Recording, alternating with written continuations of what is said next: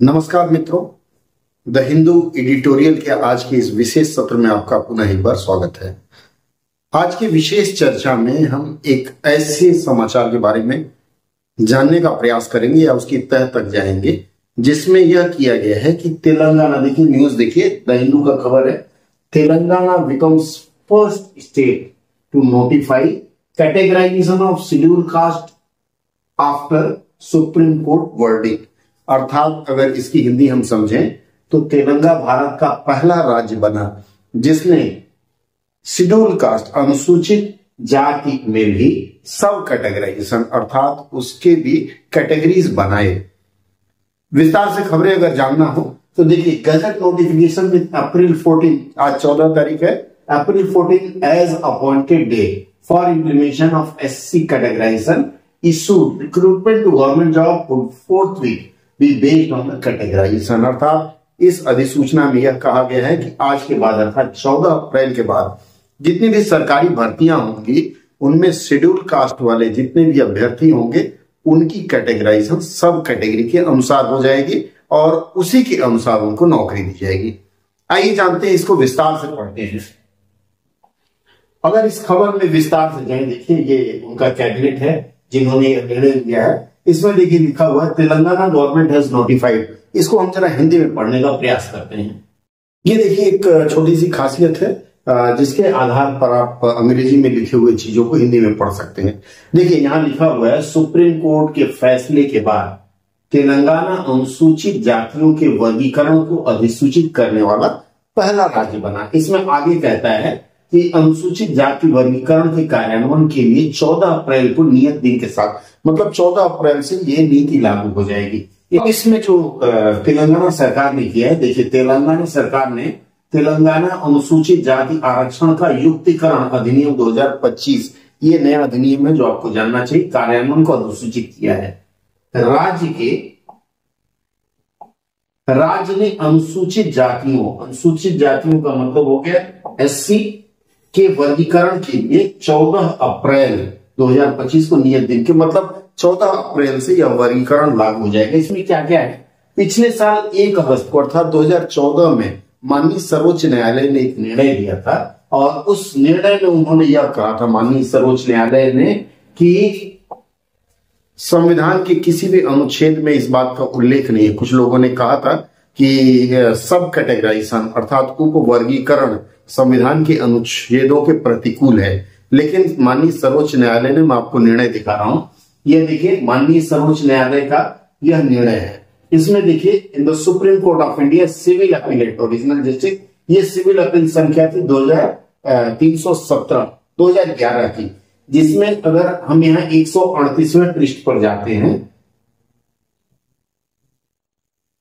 138वें पृष्ठ पर अगर जाते हैं तो देखिए यहां स्पष्ट रूप से यह लिखा गया है कि in view of the discussions above the following are the conclusion. क्या कंक्लूजन दिया, article 14 of the constitution permits sub categorisation of a class which is not similarly situated for the purpose of law.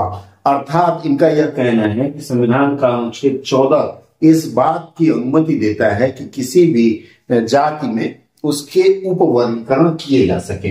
आगे इसमें कहा गया, the court while testing the validity of sub classification must determine if the class is a homogenous integrated class for fulfilling.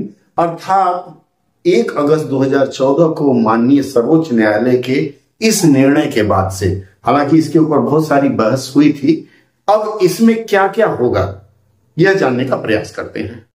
चलिए मित्रों, विस्तार से हम इसको देखने का प्रयास करते हैं कि यह जो आरक्षण दिया जाने वाला है एससी कैटेगरी अर्थात अनुसूचित जाति के लोगों के लिए, उसका किस तरह से आवंटन किया जाएगा। आज की तारीख में देखिए, कुल जो एससी कैटेगरी के लिए आरक्षण है वह है 15%, अर्थात 100% में से 15% एससी कैटेगरी के लिए आरक्षण है। अब इसमें इन्होंने जो सब कैटेगरी बनाया है उसके 3 भाग किए हैं, ग्रुप 1, ग्रुप 2 और ग्रुप 3, 3 भाग किया है। इसमें ग्रुप 1 में है, उसमें 15 कम्युनिटी आती है, अर्थात ये जो 15 समुदाय हैं, इन 15 समुदायों की जो जनसंख्या है वो आप देखिए 1.7 अर्थात 1.7 लाख लोग हैं और इनको 1% आरक्षण दिया जाएगा। इसके बाद ग्रुप बी के जो समुदाय के लोग हैं, इसमें 18 समुदाय आते हैं और इन 18 समुदायों की जनसंख्या 34 लाख है। उसके बाद इनको 9% आरक्षण दिया जाएगा। सबसे अंत में ग्रुप सी, जिसमें 26 समुदाय हैं और इनमें 17 लाख लोग हैं, इनको 5% का आरक्षण दिया जाएगा। इसके अलावा तेलंगाना सरकार ने यह भी कहा है कि यदि 2026 की जनगणना में यह संख्या बढ़ती है, अर्थात एससी कम्युनिटी के जो लोग हैं उनकी संख्या बढ़ती है, तो उसके अनुसार यह आरक्षण का प्रतिशत भी बढ़ेगा। मित्रों, यह जो परिवर्तन आप देख रहे हैं, यह परिवर्तन अपने आप में एक ऐतिहासिक परिवर्तन है, क्योंकि माननीय सर्वोच्च न्यायालय में जो मामला गया था उसमें पंजाब राज्य की ओर से यह मामला गया था कि इनका उपवर्गीकरण किया जाए, उसमें था। लेकिन उस माननीय सर्वोच्च न्यायालय के निर्णय को लागू करने वाला तेलंगाना पहला राज्य बना। और आपके सामान्य ज्ञान के लिए या फिर अन्य ज्ञान के लिए यह आंकड़ा, और यह तेलंगाना ने 14 तारीख उन्होंने क्यों चुना, क्योंकि माननीय भीमराव अंबेडकर जी का यह जन्मदिन है। और चूंकि इस कम्युनिटी के बारे में या इस समुदाय के बारे में कोई भी विशेष कार्य करने के लिए यह दिन उनको सर्वश्रेष्ठ लगा। जुड़े रहिए मित्रों हमारे साथ, अगली चर्चा में फिर कुछ नई बात लेकर आएंगे।